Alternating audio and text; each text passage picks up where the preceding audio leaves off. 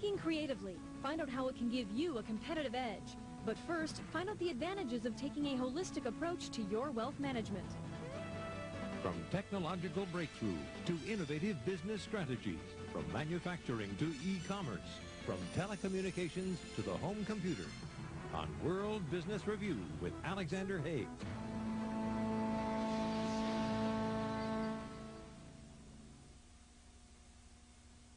Welcome to World Business Review. I'm Alexander Haig.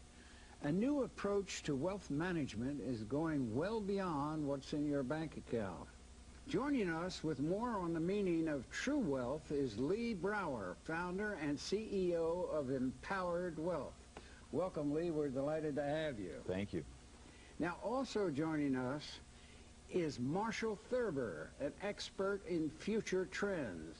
We're delighted to have you as well, Marshall. Thank you. I'm looking forward to this. Now, firstly, what exactly is the essence of empowered wealth?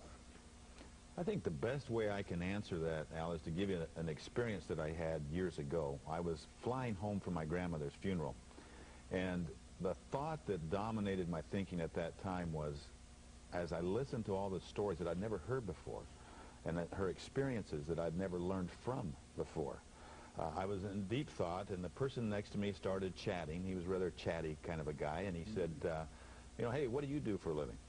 And I said, well, I do estate planning. I work with families and transferring wealth. And he says, hey, I've done all that. I've got all that done. I've done my estate plan. I've transferred stuff to my kids. I got trust set up for everybody. He said, I've done all that stuff. I said, well, how do you feel about that? And he sat there for a long time, and he says, you know what? He says, it's interesting that you asked me that, because I've been asking myself if I've really given anything to my children or if I've stolen from them. And I said, stolen from them? And he says, yeah. He says, I started thinking the other day that when I started thinking, what would it feel like if somebody took from me the privilege of helping my own kids with their education?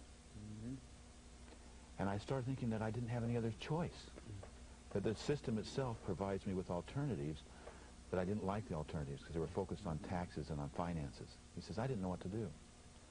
And at that thought, I just, I said, there must be a better solution. Instead of just transferring our financial assets and risking our own children in the process. And that's kind of the genesis of empowered wealth. Is there a way to transfer, other than your financial assets, your values and other systems to your children? Very good. Now, your turn, Marshall. You spent 8.5 years with W. Edwards Deming.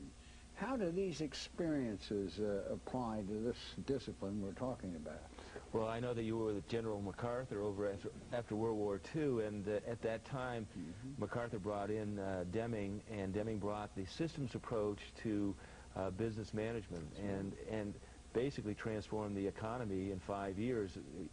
And the Deming Award is the one that's the highest award you get for business in Japan. And what he pointed out was that you're only going to get what your system can deliver.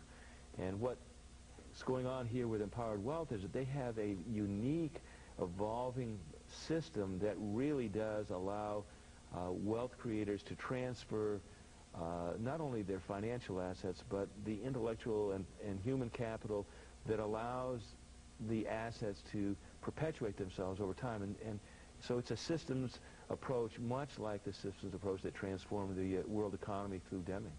Very good. Now, for more on this fascinating subject, let's take a look at a family that's found the true meaning of empowered wealth. When most people think about future generation or estate planning, the first thing that comes to mind is money. Interestingly enough, once prioritized, it's quite low on the list. Our family consists of seven children, and then we have 2 son-in-laws because our 2 oldest daughters are married, and we have 1 grandbaby and 1 on the way. So it's grown a lot. Some of the financial fears I have had as the business has grown and taken off was really the fear of I wanted my children to be able to have a life that I had as a childhood. With humble beginnings and the ability to wake up in the morning, go to work, and feel like you've accomplished something, that you're a productive citizen.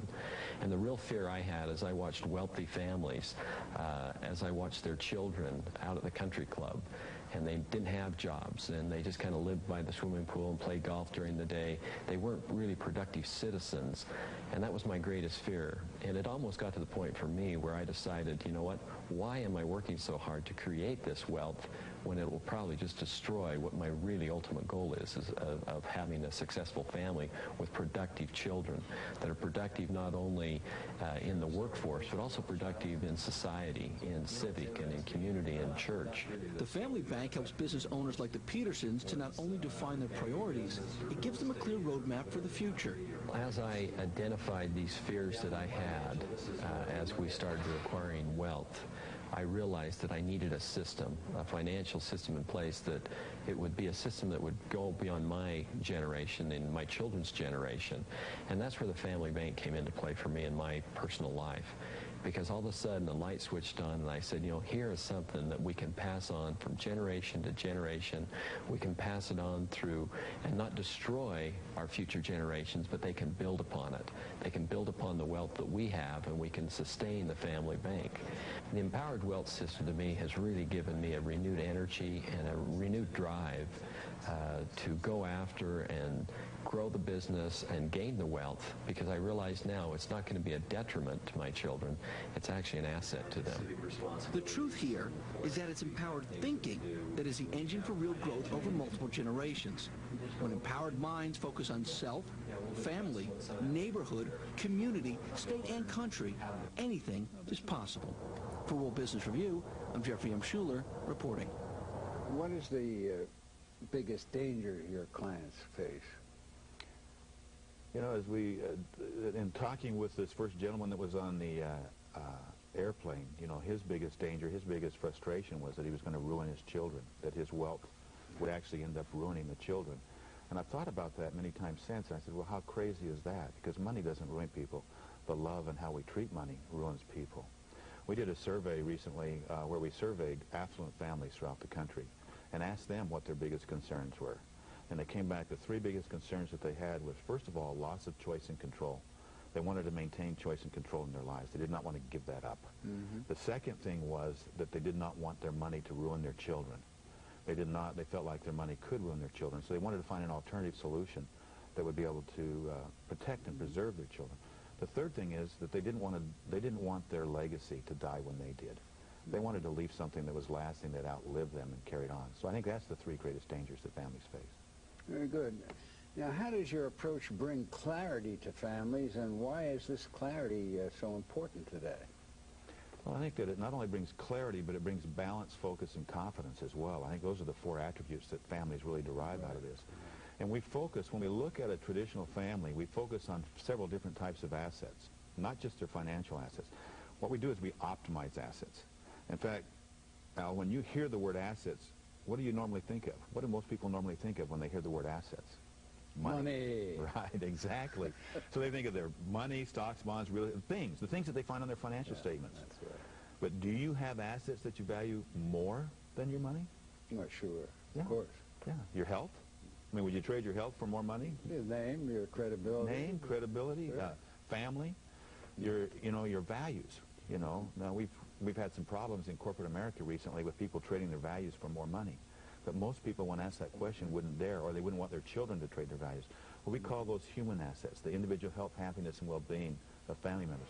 Intellectual assets is another category, and we refer to those as, those are things like your education, your life's experiences, just not only your good experiences, but your bad as well. You know, and we Most importantly, the bad. Yeah, we learn more, I think, from the bad than we do the good. Our relationships, our reputation, you know, are considered intellectual assets. Now, when I ask these families, regardless of their wealth, their financial wealth, which of these assets they'd like to see displayed in future generations, they say all of them. I'd like my children and family to be wealthy. I'd like them to have the money, benefit from whatever money I've been able to accumulate. I'd like them to have our values and benefit from our heritage and have good health, you know, and good family relationships, and to utilize their unique ability and talents. I'd like them to be able to learn from my experiences, mine and my wife's experience, stand on our shoulders and be able to go forward. I'd like them to be able to have a good reputation. I'd like them to be able to have good knowledge and experience and relationships. I'd like them to have them all. But then I ask them this question. If you could only move, say we had three categories, human assets, financial assets and intellectual assets, and you can only move 2 categories into future generations and had to leave one behind, which one would you leave behind? And they always say financial. I say, well, isn't that interesting that you leave the financial behind? Why is that? And the reason is because they know that if their children are rich in their human and intellectual assets, good health, good values, good experiences, good family, good traditions, good reputation, that the financial will take care of itself. But if they're bankrupt in those 2 categories, financial will go away. Now, statistically, family wealth never makes it past the 3rd generation. 98% of all family wealth never makes it past the 3rd generation. And I think the tax laws help that too, don't they? Well, the tax laws come into it. You would think that has an awful lot to do with it. But the reality is, somebody once said that, recently I read 98% of all the world's geniuses live on the earth today. And intellectually, we should be able to find ways to get around the taxes to employ those dollars better. And so when I look at that and I say, okay, is that the reason that family wealth doesn't make it past? Maybe the reason has to do with more the human and intellectual, and how can we focus in on those categories and make that move forward into future generations. Fascinating. Now we'll give Marshall a chance to earn his money, huh? Okay. Marshall, what are the 9 hidden turning points of our history, would you say? Well, U.S. News and World Report listed them, and I don't want to go through all of them, but one of them was the Apostle Paul, another was the Black Plague, and the other one was the birth control pill, and the 9th one happened to be Deming. And when Deming's systems approach and how to look at everything from a point of view of systems, not blaming people. And if you look in your military practice, I'm sure that's a tremendous systems approach. I mean, you don't get to be a general without lots of systems and training. And so what I realized when I saw what Lee was doing was creating high-impact families, and he had created a very, very unique paradigm-breaking approach to transfer of true wealth and the assets. And so I really thought, when I saw it, I was stunned, just like I was when I read about Deming, was that this man and his theory could be the 10th turning point and hidden turning point in history. He's got the potential to transfer and make a huge difference globally in terms of making the world a much better place and much more high-impact giving, better society, which we're desperately in need of at this point. And that's why I'm here. I just was really stunned by the intelligence and wisdom that he has got that I hadn't seen before. Very good. Now, once again, we've arrived at that junction where we'll have to terminate this highly stimulating and, I think, a very creative discussion.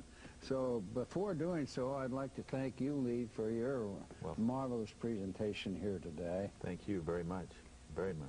And Marshall, I'd like to thank you as well for your contributions to this fascinating discussion. Thank you. I appreciate it. It's wonderful. Very good. Now, I'll be right back. This and other WBR topics are always